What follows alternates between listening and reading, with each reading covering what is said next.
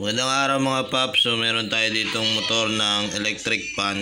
So itong ating electric fan, ituturo ko nga pala sa inyo kung ano yung kanyang mga connection. So ito yung motor ng electric fan pag tayo ay nagpa-rewind. So yan siya.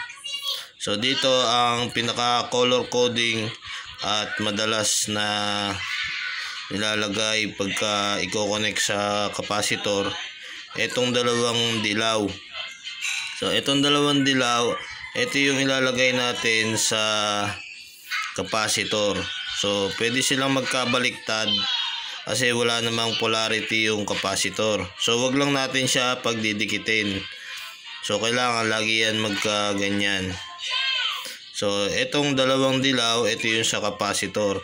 Ngayon meron dito yung apat na wires. Ayan. So ito yung apat na wires.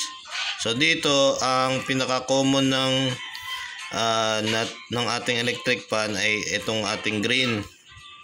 So ito yung naka-connect doon sa linya.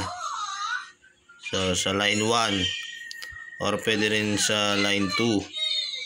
So ayan yung naka-connect, yung common. Ito yung pinaka-common palagi, ang kulay green. So ito nga yung tatlo na white, black at red. Ito yung kanyang speed ng ating electric fan. So ang pinaka number 3 ng ating electric fan, itong ating pula.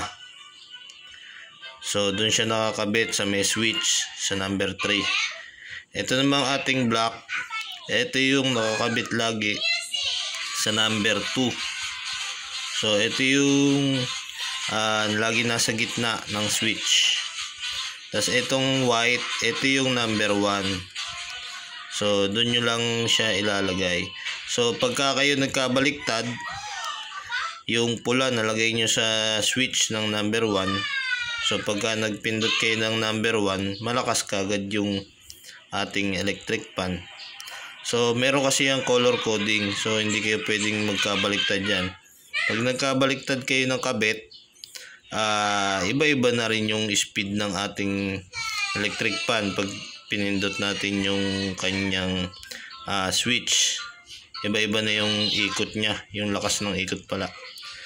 So ganun lang yung color coding ng ating motor windings. So pagka na-rewind na, ganito na itsura niya. Yan, ganyan na.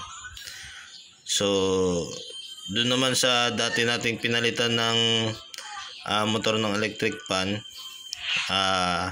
minsan i-identify na lang natin doon sa switch kung alin doon yung number 1, yung sa speed niya. So i-test natin yun para malaman natin. So yun lang guys, at sana meron kayo natutunan sa ating konting tutorial dito sa ating wiring or color coding ng ating rewind na motor. So maraming salamat.